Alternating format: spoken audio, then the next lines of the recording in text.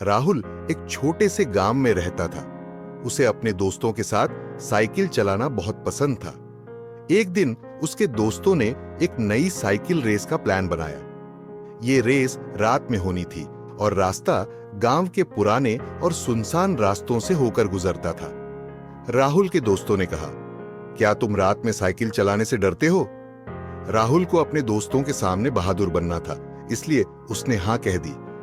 हालांकि उसके दादा हमेशा कहा करते थे कि रात के समय उस पुराने रास्ते पर नहीं जाना चाहिए, लेकिन राहुल ने सोचा, ये सब बस पुरानी कहानियां हैं। रात होते ही राहुल और उसके दोस्त अपनी साइकिलें लेकर रेस शुरू करने निकल पड़े।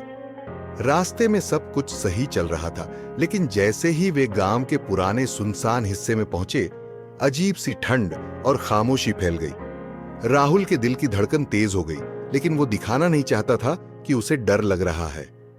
थोड़ी देर बाद उसके दोस्तों की आवाजें दूर होने लगी। राहुल ने देखा कि उसकी साइकिल बहुत धीमी हो गई है, जैसे कोई उसे रोक रहा हो। उसने जोर लगाया, पर साइकिल और भी धीमी हो गई। अचानक रास्ते के किनारे खड़े पेड़ों से अजीब आवाजें आने लगी, जैसे कोई फुसफुसा रहा हो। राहुल ने पीछे मुड़कर देखा, पर कोई नहीं था। तभी एक ठंडी हवा का झोंका आया और उसे ऐसा महसूस हुआ जैसे किसी ने उसकी पीठ पर हल्के से हाथ रखा हो। राहुल का दिल तेजी से धड़कने लगा। वो डर के मारे तेजी से साइकिल चलाने लगा, लेकिन जितना वो तेज चलाता, उतना ही उसे लगता कि कोई उसका पीछा कर रहा है। अचानक राहुल के सामने एक सफेद साया दिखाई दिया। वो साया धीरे धीरे राहुल के पास आ रहा था। राहुल ने हिम्मत जुटाई और उस साये की तरफ ध्यान से देखा। उसके पैर ठंडे पड़ गए। वो साया किसी बूढ़ी औरत का था, जिसके लंबे सफेद बाल थे और उसकी आंखें राहुल की तरफ घूर रही थीं। राहुल जोर से चिल्लाया और पूरी ताकत से साइकिल चलाने लगा। जैसे ही वो गांव के सुरक्षित हिस्से में पहुंचा, वो साया अचानक गायब हो गया। उसके दोस्त पहले ही वहां पहुंच चुके थे और उन्होंने राहुल से पूछा, क्यों तुम इतनी देर से आए? राहुल ने उन्हें पूरी कहानी सुनाई, लेकिन उसके दोस्तों ने उस पर हंसी उड़ा दी। उन्होंने कहा, तुम्हें बस वहम हुआ होगा। लेकिन राहुल जानता था कि जो उसने देखा वो सिर्फ वहम नहीं था। उसे समझ आ गया कि दादाजी ने उसे क्यों मना किया था। उस दिन के बाद राहुल ने कभी भी रात में उस पुराने रास्ते पर साइकिल नहीं चलाई, और आज भी जब वो उस रास्ते के पास से गुजरता है, उसे लगता है कि कोई उसे देख रहा है। शायद वो साया अब भी वहां इंतजार कर रहा है। राहुल को उस रात की घटना के बाद कभी चैन नहीं मिला। वह जब भी उस पुराने रास्ते के पास से गुजरता, उसकी दिल की धड़कन तेज हो जाती और उसे लगता जैसे कोई छाया उसे दूर से देख रही है। भले ही उसके दोस्त उसे मजाक में लेते थे, लेकिन राहुल ने ठान लिया था कि वह कभी उस रास्ते पर अकेले नहीं जाएगा। लेकिन एक दिन कुछ ऐसा हुआ जिससे राहुल का डर और बढ़ गया। वह स्कूल से लौट रहा था और रास्ते में अचानक उसकी साइकिल का टायर पंक्चर हो गया। उसे अपनी साइकिल को ठीक करने के लिए साइकिल स्टैंड तक पैदल जाना पड़ा। स्टैंड उस पुराने सुनसान रास्ते के पास ही था, जहां उसने उस सफेद साये को देखा था।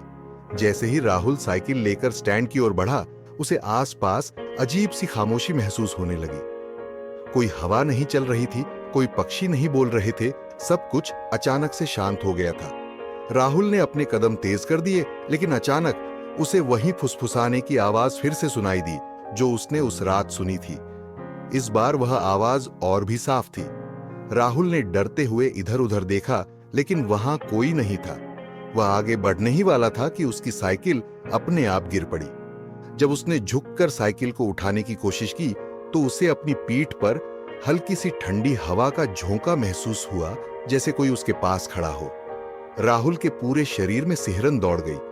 वह बिना कुछ देखे वहां से भागने लगा, लेकिन तभी उसने अपने पीछे से किसी के कदमों की आवाज सुनी, जैसे कोई उसके पीछे पीछे चल रहा हो। राहुल ने हिम्मत करके पीछे मुड़कर देखा और वही सफेद साया उसके ठीक पीछे खड़ा था। उसकी लंबी सफेद बाल और लाल आंखें उसे घूर रही थीं। राहुल को ऐसा लगा जैसे उसकी सांसें थम गई हों। उसके पैर जमीन पर जैसे जम गए थे। वह हिल भी नहीं पा रहा था। साया धीरे धीरे उसकी ओर बढ़ने लगा। तभी राहुल के मन में अपने दादाजी की बात याद आई। अगर कभी डर लगे तो भगवान का नाम लेकर भागो। राहुल ने पूरी ताकत से भगवान का नाम लिया और जोर से चिल्लाकर दौड़ने लगा। उसने अपने पीछे साय के हंसने की आवाज सुनी, लेकिन वह बिना रुके दौड़ता रहा। वह तब तक नहीं रुका जब तक वह गांव के चौक तक नहीं पहुंच गया। वहां पहुंचकर उसने हाँफते हुए अपने दोस्त मोहित को पूरी बात बताई। इस बार मोहित ने उसकी बात को मजाक में नहीं लिया। उसने कहा, मुझे लगता है हमें इस बारे में किसी बड़े से बात करनी चाहिए। शायद ये सब सिर्फ डरावनी कहानियां नहीं हैं। अगले दिन राहुल और मोहित अपने गांव के सबसे पुराने आदमी दादू जी के पास गए। दादू जी ने उनकी बात ध्यान से सुनी और गहरी सांस लेकर बोले, तुम लोग उस रास्ते पर गए थे, वो जगह श्रापित है। सालों पहले वहां एक बूढ़ी औरत रहती थी जिसे लोगों ने घर से निकाल दिया था। उसने मरते मरते श्राप दिया था कि उसकी आत्मा वहां हमेशा भटकेगी और जो भी उस रास्ते पर जाएगा उसे वह कभी चैन से नहीं रहने देगी। दादू जी ने उन्हें सलाह दी कि वे उस रास्ते से हमेशा दूर रहें और गांव के मंदिर में जाकर अपनी सुरक्षा के लिए भगवान से प्रार्थना करें। राहुल और मोहित ने उनकी बात मानी और मंदिर गए। उसके बाद राहुल ने कभी भी उस रास्ते पर कदम नहीं रखा, लेकिन वह जानता था कि वह सफेद साया अब भी वहां है और जो कोई भी उस रास्ते से गुजरेगा उसे वह फिर से डराने के लिए तैयार रहेगा।